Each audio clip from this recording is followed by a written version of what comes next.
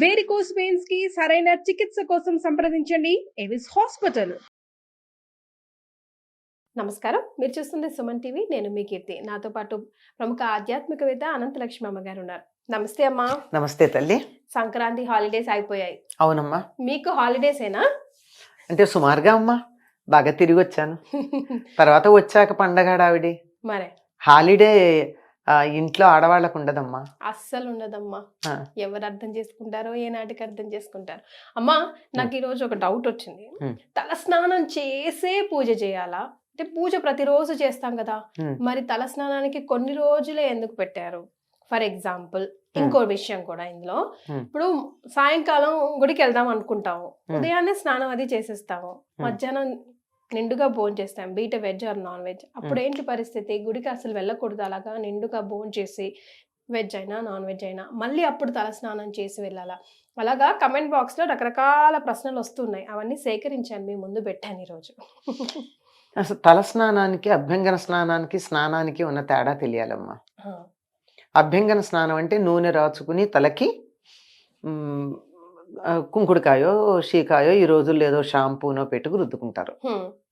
ఇప్పుడు అంతగా నూనె పట్టించుకునే ఓపిక లేకపోతే కనీసం పెద్దవాళ్ళు ఉంటే అమ్మ కడుపు చల్లగా అత్త కడుపు చల్లగా అని చెప్పి ఒక చుక్క నూనె పెట్టించుకుంటారు. లేకపోతే ఎవరికి వాళ్ళైనా ఒక మాడు పట్టున ఒక నూనె చుక్క పెట్టుకుని తర్వాత స్నానం చేస్తారు. లేకపోతే చేయకూడదమ్మా. అది చేస్తే ఒట్టినే తల మీద పోసుకుంటే అశుభానికి చేస్తాం ఆ పని. మనం దుర్వార్త విన్నాం అనుకో, ఉన్నవాళ్ళం ఉన్నట్టుగా సచేల స్నానం కట్టుబట్టలతో సహా స్నానం చేసేస్తాం. అంటే ఒకవేళ బట్టలతో చేయకపోయినా కనీసం స్నానం చేసి బట్టలన్నీ అక్కడ తడిపి అక్కడ పెట్టి మరీ స్నానం చేస్తాం, అంతే కదా. అంటే అది సెంటిమెంట్, దాని వెనకాల ఏమైనా ఉందా? ఉందమ్మా, లేనిది మన సెంటిమెంట్లు అన్నీ కూడా వెనకాల సైంటిఫిక్ రీజనింగ్ ఉన్నవే అన్నమాట.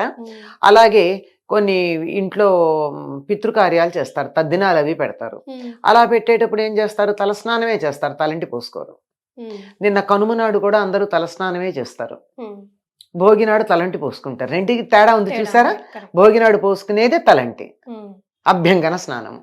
కనుమ నాడు చేసేటటువంటిది మామూలు తలస్నానం.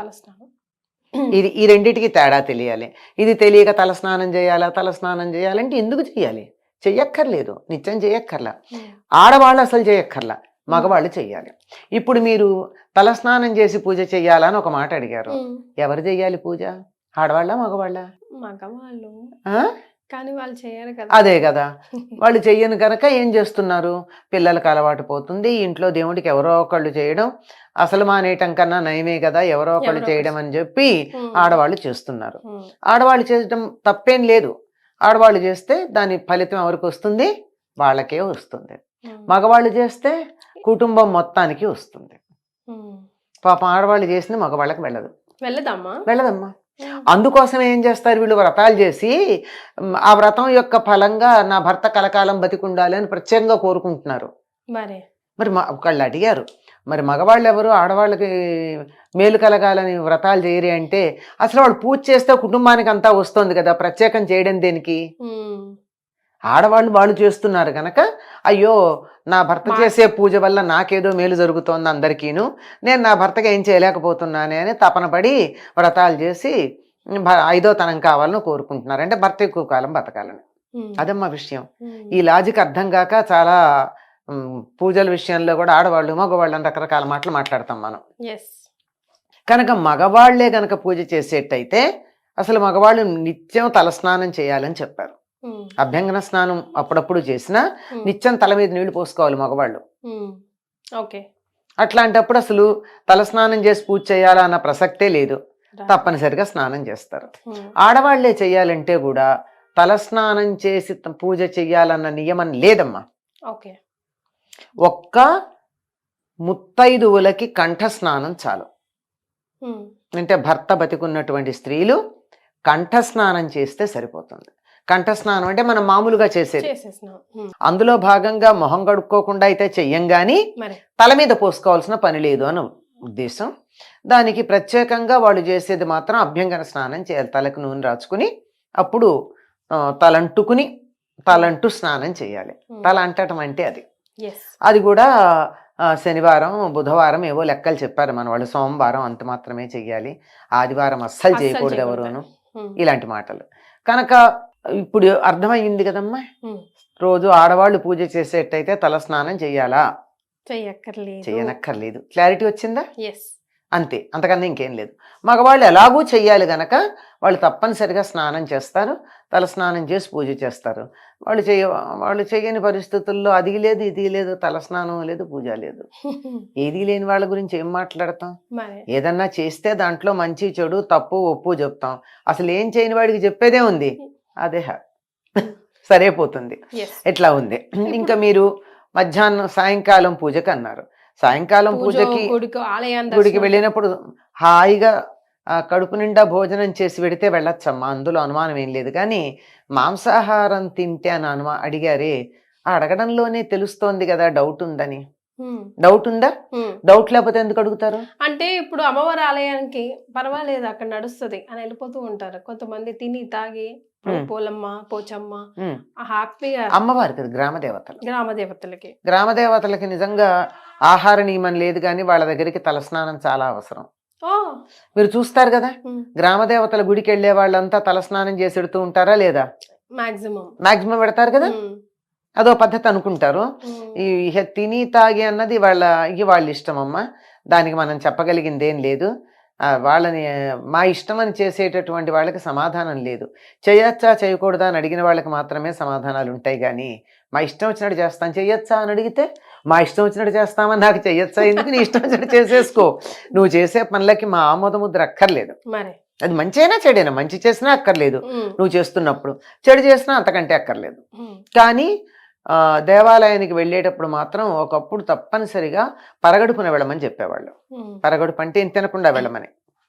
కానీ ఇప్పుడు అది ఎవరు పాటిస్తున్నారు? ఏమన్నా అంటే మాకు మందులు ఉన్నాయండి, టాబ్లెట్లు వేసుకుంటున్నాం. నాకు ఆశ్చర్యకరమైన విషయం ఏమిటంటే థైరాయిడ్కి మందులు వేసుకుని మేము టాబ్లెట్ వేసుకున్నాం కనుక బ్రేక్ఫాస్ట్ చేయాలండి అని చెప్తున్నారు. థైరాయిడ్ పరగడుపున వేసుకోవాలి, దానికి తినాలని నియమం లేదు. కానీ వీళ్ళు తినడానికి థైరాయిడ్ టాబ్లెట్ వేసుకోవడం అన్నది వంకగా చెప్తూ ఉంటే అసలు ఇంత దొంగతనం ఎందుకు? ఆత్మవంచన దేనికి? నాకు టిఫిన్ తినాలనుంది తిన్నాను అని చెప్పు, అంతేగాని మందులు వేసుకుంటున్నాను కనుక తినాలని ఏం లేదు. బీపీ టాబ్లెట్లకు కూడా అక్కర్లేదు, కొంచెం తినాలి కదమ్మా, అక్కర్లేదమ్మా. కాఫీనో టీనో చాలు, అంతే. మరీ ఎక్కువ వేసుకుంటే తప్ప ఒకటో రెండో వేసుకునే వాళ్ళకి ఏం పర్వాలా. బేసిక్ రూల్ మనకు చెప్పిన రూల్ అయితే పడిగడుపునే వెళ్ళాలి గుడికి పరగడుపున పెడతాం. లేదు సాయంకాలం వెళ్ళామనుకో, మధ్యాహ్నం భోజనం అయిపోయింది కదా, 5-6 గంటలు అయింది కదా భోజనం అయ్యాక, ఏం పర్వాలేదు. వీలైతే మామూలు స్నానం చెయ్యండి, అది మంచిది, బట్టలు మార్చుకుని పెడితే చాలు. అంతకన్నా పెద్ద నియమేమీ అక్కర్లేదు. అంతే. ఇక్కడ ఉంటుంది. అసలు మనం ఏమనుకుంటున్నాం, ఇప్పుడు నేను అడిగేటప్పుడు మీరు అన్నట్టు కొంచెం అమ్మ నాన్ వెజ్ తిని గుడికి, అక్కడే అర్థమైపోయింది కదా, అడగడంలోనే తెలుస్తోంది కదా. అది నాన్ వెజ్ అంటేనే సాత్విక ఆహారం కాదు. సాత్విక ఆహారం కాదన్నప్పుడు పూజలకి వాటికి పనికొస్తుందా? కానీ గ్రామ దేవతలకు ఇస్తాం గనక అంటే ఇస్తాం సరే. ఇప్పుడు నేను ఇంట్లో మామూలుగా కూడా పండు దేవుడికి నైవేద్యం పెడతా కదా అని చెప్పి స్నానం చేయకుండా పాచిబట్టలతో దేవుడికి పండు నైవేద్యం పెడతానా? పండే, కానీ స్నానం చేయకుండా పెట్టను కదా. మరి అట్లాంటప్పుడు అక్కడ నాన్ వెజిటేరియన్ తిని వెళ్ళడం అనేది అమ్మవారికి పెడతాం కదా మేము తింటాము అన్న దానికి ఎలా అన్వయం ఆలోచించండి. తాము చేసే పనిని సమర్థించుకోవడం కోసం రకరకాల లాజిక్స్ వస్తాయమ్మా. ఆ లాజిక్ పక్కన పెట్టి నేను చేసే పని నేను సమర్థించుకోవటం లేదు, తప్ప ఒప్ప అని ఎవరికి వాళ్ళు మనసు ప్రశాంతంగా ఆలోచిస్తే వాళ్ళకే తెలుస్తుంది. ఎందుకు దొరకదు? ఇప్పుడు అడిగేటప్పుడే, ఇప్పుడు మామూలుగా నేను పప్పన్నం తిని గుడికి వెళ్ళొచ్చా అని ఎవరు ఎందుకు అడగరు? నాన్ వెజిటేరియన్ తిని వెళ్ళొచ్చా అని ఎందుకు అడుగుతున్నారు? అంటే అక్కడ ఏదో తప్పు అని తెలుస్తోంది. అందువల్ల నేను తప్పు చేస్తాను, నువ్వు ఆమోదించు, దీనివల్ల వచ్చే పాపం ఏదన్నా ఉంటే నీకు వస్తుంది, నేను హాయిగా పుణ్యం తీసుకుంటానని చెప్పేటటువంటి పద్ధతి. చాలా విషయాలు వీలైతే తినకుండా ఉండడం చాలా మంచిదమ్మా. అనుకోకుండా తినడం జరిగిపోయింది, అనుకోకుండా గుడికి వెళ్ళే అవకాశం దొరికింది, అలా ఉంటాయి కదా పరిస్థితులు. మరీ ప్రతిదాన్ని స్ట్రిక్ట్ గా పట్టుకుని రూల్స్ యంత్రాలం కాదు కదా. అట్లాంటి సందర్భంలో స్నానం చేసి వెళ్ళాలి.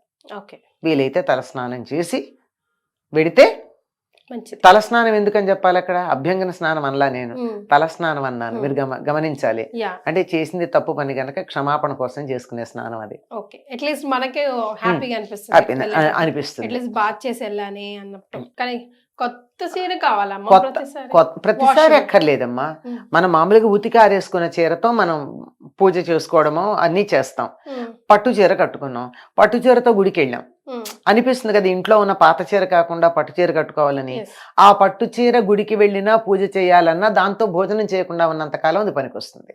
Oh, ఒక్కసారి మీరు భోజనం చేశారంటే అది మళ్ళీ మనకి పూజకి పనికిరాదు. దీని వెనకాల లాజిక్ ఏముందమ్మా? తెలియదు, కానీ భోజనం చేశామంటే ఒకటి ఆహారం తినడం అయిపోయింది కదా, ఉమ్, అంచేత ఒక ఎంగిలి పూట పడ్డట్టు అన్నమాట. ఎంగిలి పడ్డట్టు అయిపోతుంది అంతే, అంతకన్నా ఇంకేం కాదు. నాట్ రియలీ ఫ్రెష్ కాబట్టి ఆ. మనం సాధారణంగా నాకు తెలిసి ఎవ్వరూ కూడా పట్టు చీరలు అవి కట్టుకుని కాలకృత్యాలకు వెళ్ళరు, ఉమ్, మార్చుకుని ఎడతారు. ఉమ్, అందువల్ల వాటికి దోషం లేదు. వాటితో కానీ కాలకృత్యాలకు పెడితే ఉతకందే పనికిరాదు. ఎస్, అది కొత్త వాటి విషయంలో. కొత్త వాటి. పాతవైతే నేను నిన్న కట్టుకున్నాలే చాకలి తెచ్చింది మళ్ళీ ఇవాళ కట్టుకుంటానంటే కుదరదు. సో ఇలాంటి రూల్స్ కొన్ని పాటించి సింపుల్ అమ్మా. వాటి వెనకాల అంతే. హైజీన్తో పాటుగా క్యారీ అవుట్ అయ్యే నెగిటివిటీ, ఉమ్, ఈ రెండింటిని దూరం పెట్టడం అంతే, అంతకన్నా అంతే. వేరే. థ్యాంక్ యూ సో మచ్ అమ్మా. నమస్తే.